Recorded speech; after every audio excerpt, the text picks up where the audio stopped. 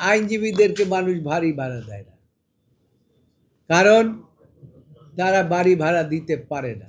Fascist আন্দোলনে আপনারা যেমন ভূমিকা রেখেছেন, আইনজীবীরাও কিন্তু অনেক ভূমিকা রেখেছে, কিন্তু আইনজীবীদের সেই রকম মূল্যায়ন এখন পর্যন্ত আইনজীবীরা পায় নাই। আমাদের অ্যাটর্নি জেনারেলও বলেছেন, আমি নিজেও বলেছি যে আইনজীবীদেরকে মানুষ ভারী ভাড়া দেয় না, কারণ তারা বাড়ি ভাড়া দিতে পারে না। এই যে একটা অসহায় অবস্থা, অনেকের পরিবার পরিজন, তাদেরকে তারা পরিচালনা করতে পারে না, ছেলেপেলেদের সুশিক্ষায় শিক্ষিত করতে পারে না। দুই একজন আইনজীবীদেরকে বিচার করা যাবে না, প্রায় 87,000 থেকে 88,000 আইনজীবী, তাদের কথা আমাদেরকে চিন্তা করতে হবে, প্রত্যন্ত অঞ্চলের আইনজীবীদের কথা চিন্তা করতে হবে।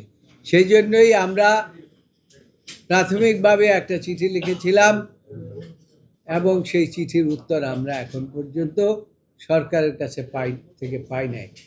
আমি সেজন্য আপনাদেরকে অনুরোধ করব, এই আইনজীবীদের কথা চিন্তা করে, আপনারা জানেন যে গত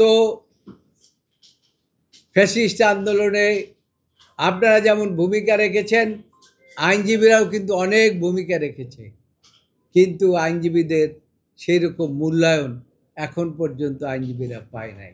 ওদের স্বপ্ন পূরণে পাশে থাকতে পেরে আমরা গর্বিত।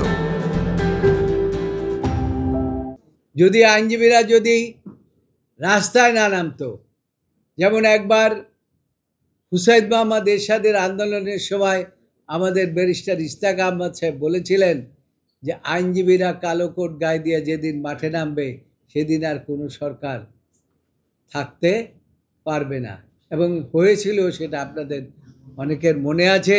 আমরা যখন এই প্রেস ক্লাবের কাছাকাছি গিয়েছিলাম, তখনই শুনতে পেলাম যে পদত্যাগের ঘোষণা আসতেছে। তো সেই জন্য এইবারেও আমি, আপনাদের মনে আছে যখন আমরা এখানে আইনজীবীরা মিটিং করেছে, আমরা বলেছিলাম দেখুন এই কালো কোটকে মাঠে নামার ব্যবস্থা করবেন না, কালো কোট যদি মাঠে নামে আপনারা কিন্তু 1 ঘন্টাও থাকতে পারবেন না। আপনাদের মনে আছে যে এই গেটে বসে আইনজীবীদের সাথে হাতাহাতি হয়েছে, এবং এই কালো কোটধারীরা যখন নেমেছে, আপনারা যখন এই খবর যখন পৌঁছেছেন, আপনাদের যে ভূমিকা, এই ভূমিকা যখন আপনারা রেখেছেন, তখন ফ্যাসিস্ট সরকার এবং অন্যান্য আন্দোলন তো আছেই, কিন্তু আইনজীবীদের ভূমিকা ছিল অনেক বড়। তারপরেও আইনজীবীরা বঞ্চিত হচ্ছে, কেন বঞ্চিত হচ্ছে আমি বুঝতে পারছি না।